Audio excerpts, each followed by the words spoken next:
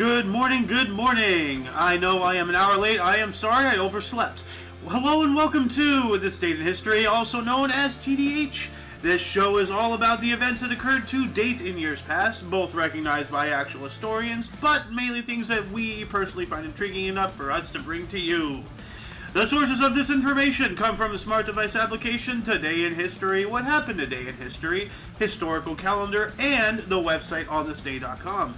For links to those sources, this music that you're hearing, and anything else potentially interesting that we gather throughout the show, anything that's just there, check the underbar in the description below. Anyway, I am Aoxander, and today is Freya's Day, also known as Friday, July 1st, 2022. What a great day for July 1st to start. Friday.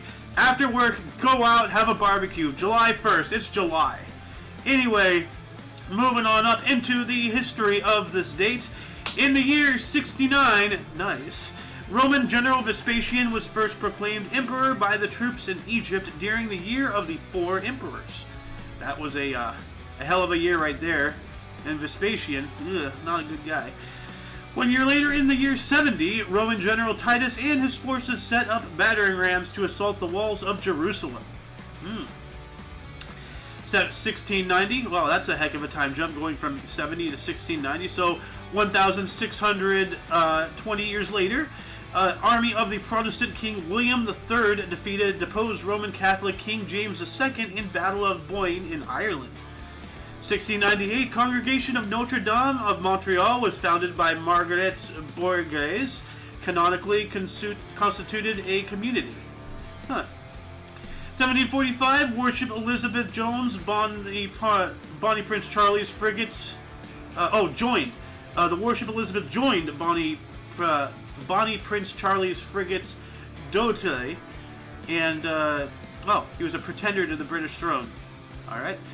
In 1776, the first vote of on the Declaration of Independence for Britain. Let me try this again.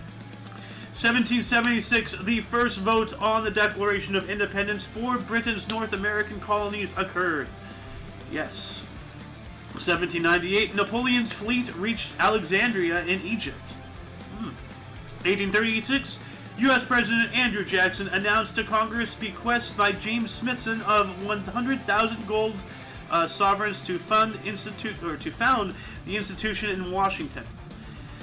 Yeah, so just after the war, we put in taxes to try to pay for it. People weren't happy about that, but hey, at least we were independent. 1858, the joint reading of Charles Darwin and Alfred Russel Wallace's papers on evolution to the Linnean Society occurred. 1862, Alexander II of Russia granted Jews the right to publish books.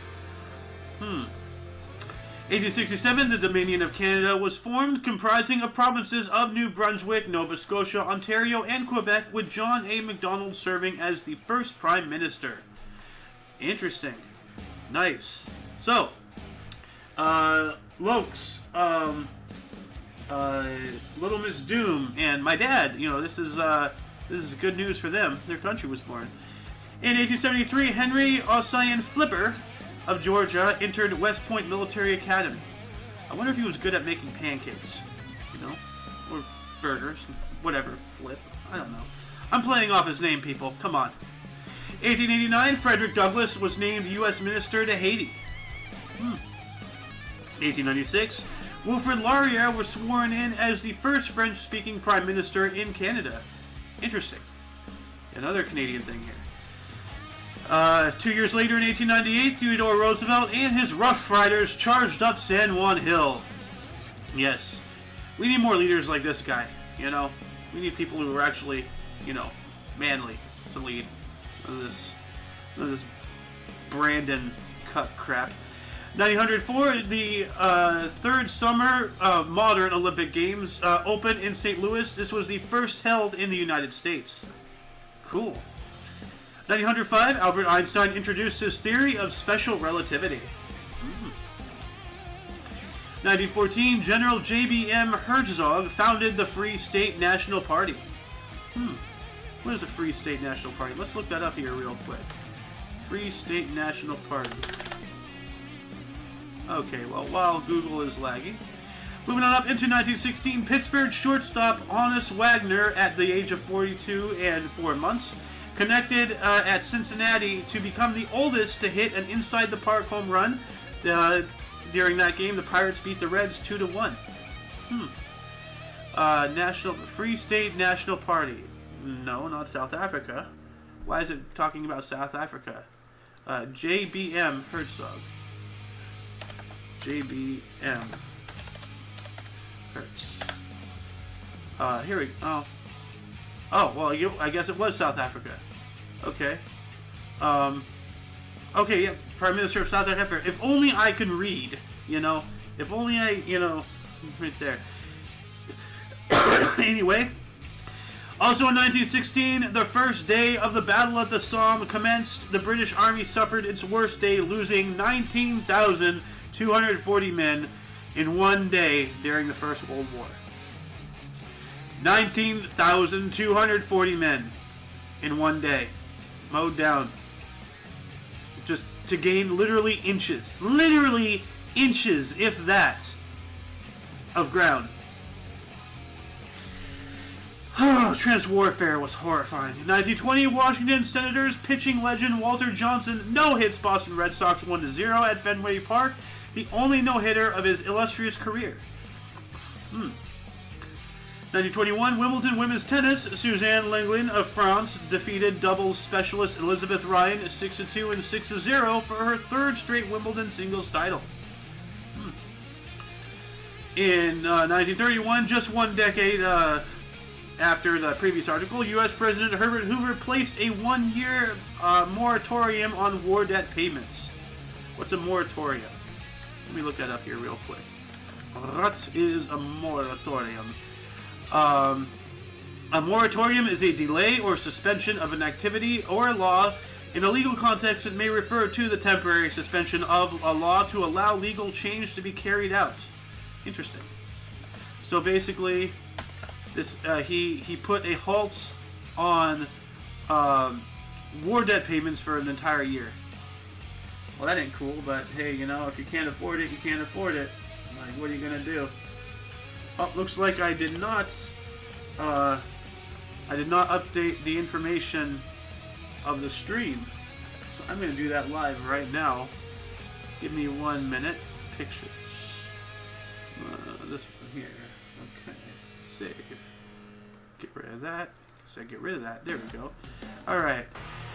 Who else was born on this date? Not born. What else happened today? In 1932, during the Wimbledon's women's tennis, Helen Wills Moody defeated fellow U.S. Helen Jacobs 6-3 and 6-1 for her fifth of 8 titles. Also in 1932, New York Governor Franklin D. Roosevelt was nominated for president at the Democratic Convention in Chicago. Well, no wonder why FDR was such a apparently lousy president. And wasn't he also crippled? I don't know. 1937, Spanish bishops supported Francisco Franco and his fascist movement. Yep. Spain turned fascist for a while. That seemed to be the flavor of the month, you know, in all of Europe at that time. Benito Mussolini, Francisco Franco, Hitler, Lenin, Stalin, the Queen of England, you know, whatever. 1941, New York outfielder Joe DiMaggio, on his way to record 56, tied Willie Keebler's 44-game MLB hit streak in a 9-2 win over Boston Red Sox at the Yankee Stadium. 3 years later, in 1944, Bretton Woods Conference starts, dominated by Harry Dexter Wright and John Maynard Keynes, and led to establishment of the IMF and the World Bank. There's not much history you get in the mid-40s that is not World War II. There's one thing. 1944, General Eisenhower visits the front of Normandy, or the front in Normandy. Why is his picture not there? It's just a straight up, okay, what happened? Okay, there we go. 1945, the first Major League Baseball superstar to return from the Second World War, Hank Greenberg, homers in his first game. Detroit defeated Philadelphia A's 9-5. 1 year later, in 1946, the last white Rajah, Charles Vainer Brooke, ceded Sarahawk to the British Crown. Oh, Raja. Raja? I don't know. I can't pronounce these words. 1948, Australian cricket captain Don Bradman scored 128 in 141 minutes with 15 fours in a tour match versus Surrey. Also, 1948, Brooklyn's future Baseball Hall of Fame catcher Roy Campanella debuted with 3 hits in a 6-4 loss to the rival New York Giants. 1950, Maxwell Anderson and Kurt Wills Lost in the Stars, based on Alan Paulton's novel Cry the Beloved Country, closed at Music Box Theater, New York City after 281 performances. It's pretty good. 1951, Cleveland Indians veteran hurler Bob Feller pitches his 3rd career no-hitter, defeating Detroit Tigers 2-1.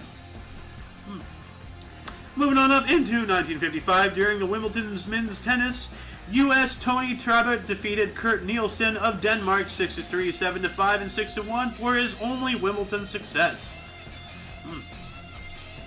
365 days later, in 1956, at the LPGA Western Open Women's Golf at the Wakanda Country Club, Beverly Hansen won by 4 strokes from Louise Suggs, 2nd of her 3rd major titles.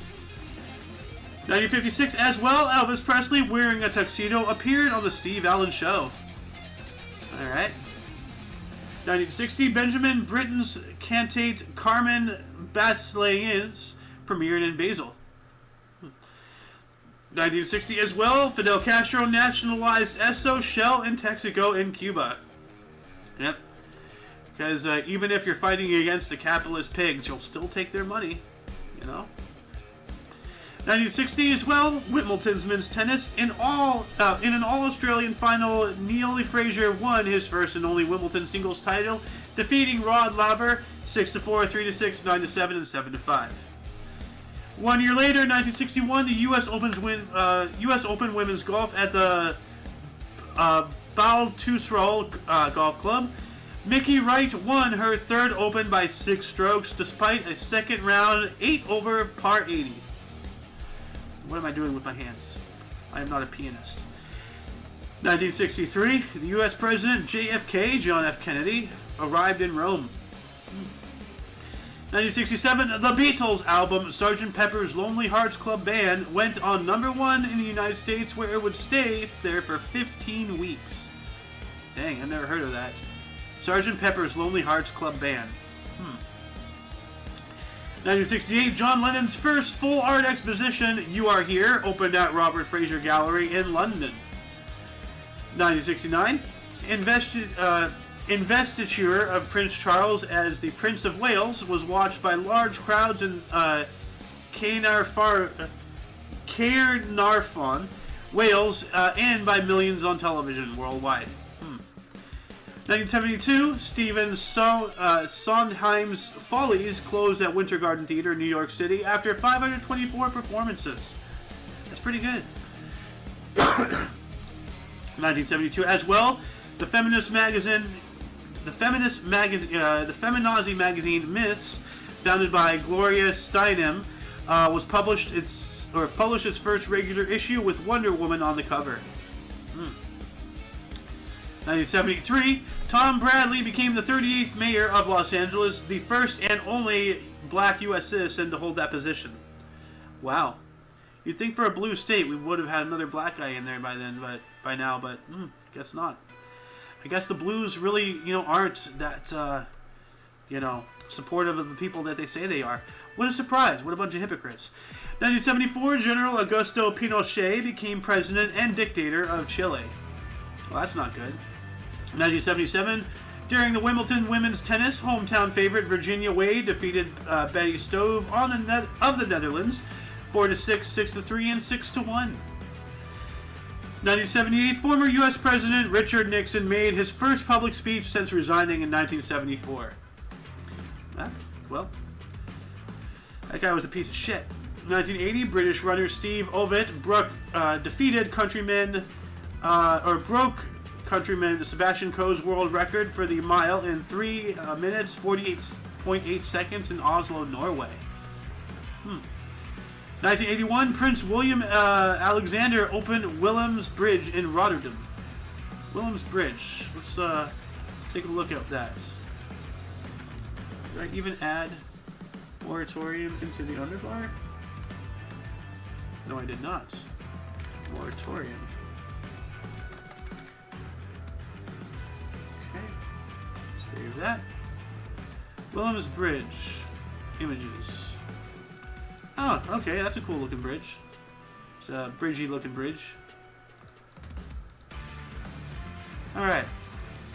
Moving on up into 1982, Cal Ripken Jr. made the first of his record 2,216 consecutive MLB starts at shortstop for the Baltimore Orioles. Hey, that's a lot of consecutive MLB starts right there. 2 years later, in 1984, U.S. Senior Open Men's Golf at the Oak Hill Country Club, Miller Barber won by 2 strokes from Arnold Palmer for his second Senior Open title. Poor Arnold Palmer. You know, the more I read about it, you know, how great of a golfer he was, it's starting to seem like he was better off as a beverage designer. 1990, Canadian Open Women's Golf Du Maurier Classic at the Westmount Golf Club. Kathy Johnston won by 2 strokes from Patty Sheehan for her only LPGA Tour win. 1991, Terminator 2, Judgment Day. Ooh, a good one. Directed by James Cameron, starring Arnold Schwarzenegger, Leda Hamilton, and Edward Furlong, premiered at Century City in California. And yes, I'm very aware of who Arnold Schwarzenegger truly is. I'm very aware of who his dad was and who he worked for. So, the apple didn't fall far from the tree, did it? 1996, Placido Domingo became artistic director for the Washington Opera. Alright. 1997, Nevada Athletic Commission suspended Mike Tyson indefinitely and withheld $20 million purse for biting Evander Holyfield's ear during their heavyweight title fight on the 28th of June.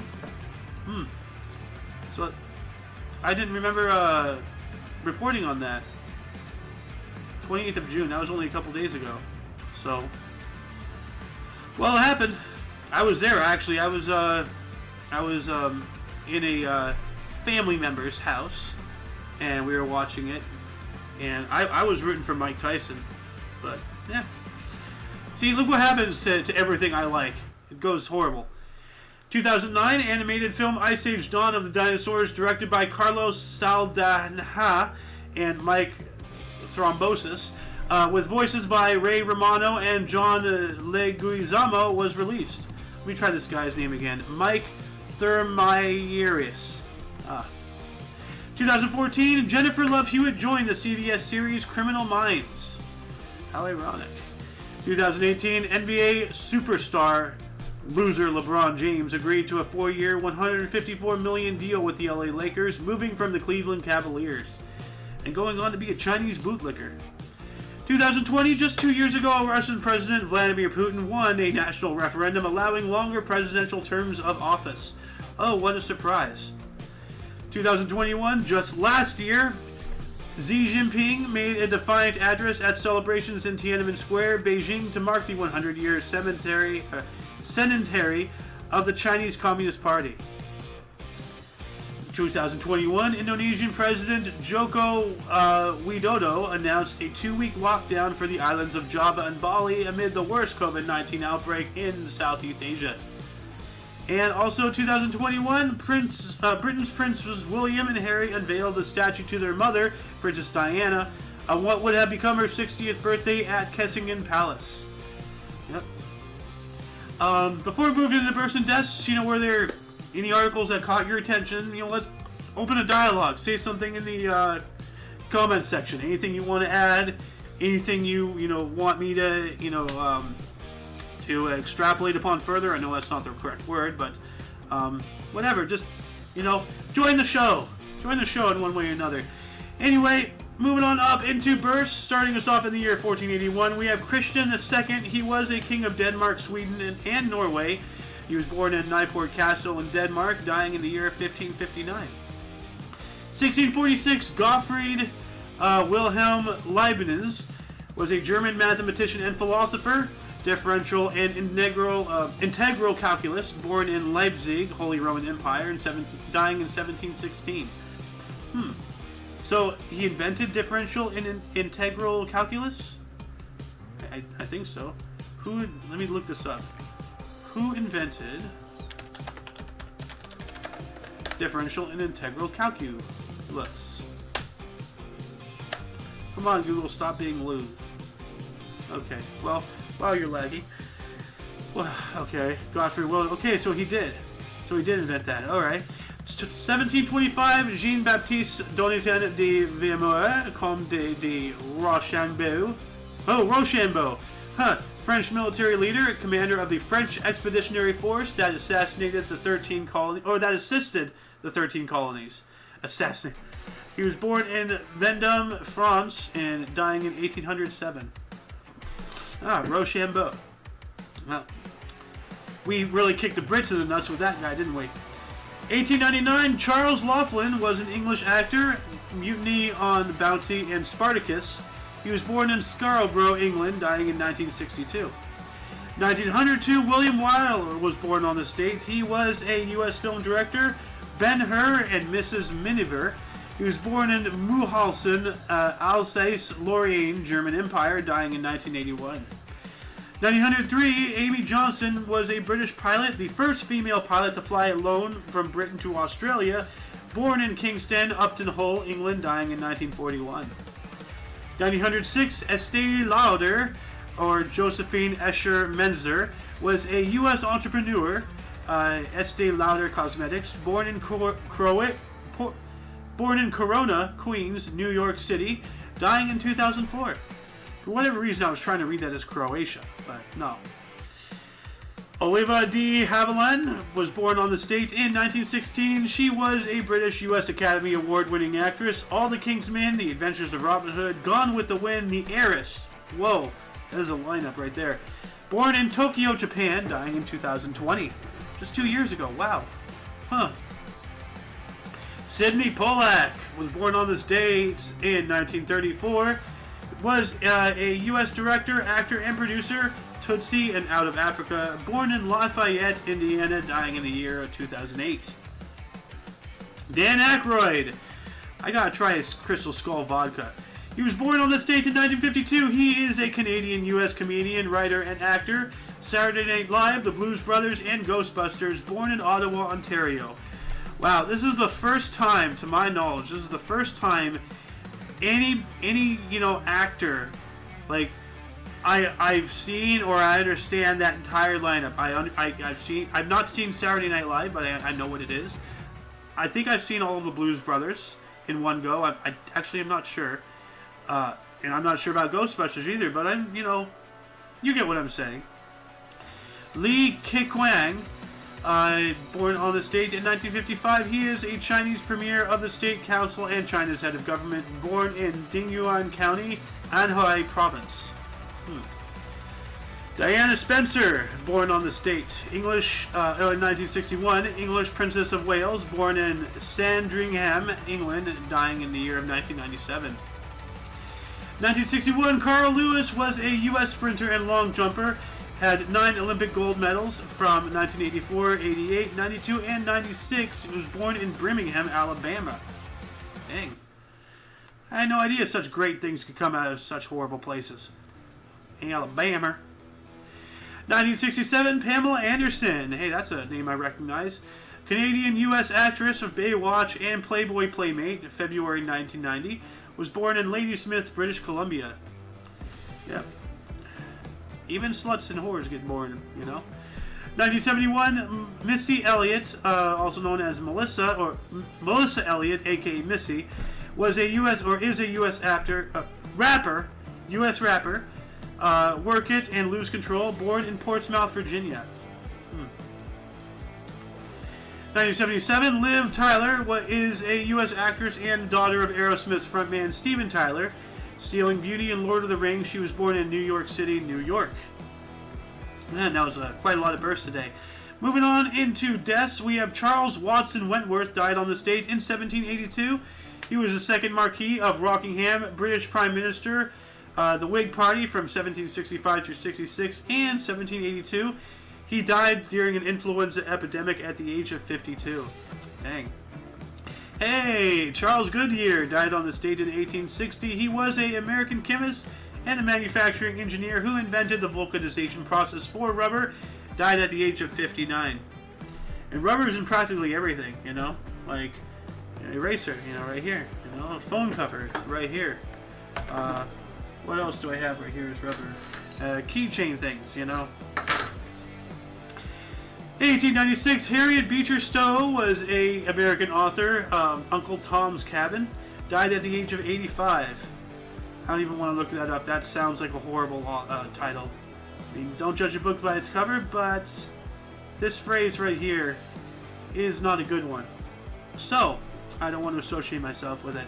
1912, Harriet Quimby was an American pioneering aviator, the first woman in the U.S. to receive a pilot's certificate and to cross the English Channel. Ironically, dying in a plane crash at the age of 37 after her biplane unexpectedly pitched forward and threw her and her passenger to their deaths. Wow. Not good. Especially for certain stereotypes. 1931, Alice May Robertson died on this date. She was a U.S. educator, social worker, and the second woman in the U.S. Congress. Died at the age of 77.